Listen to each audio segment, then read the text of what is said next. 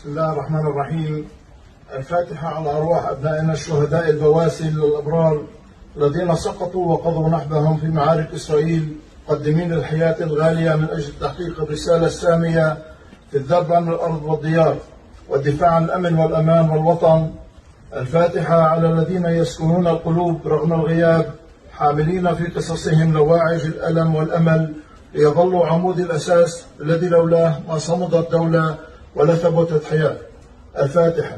أعوذ بالله من الشيطان الرجيم. الرحمن الرحيم. بسم الله الرحمن الرحيم. الرحمن الرحيم مالك يوم الدين، إياك نعبد وإياك نستعين، اهدنا الصراط المستقيم، صراط الذين أنعمت عليهم غير المغضوب عليهم ولا الضالين.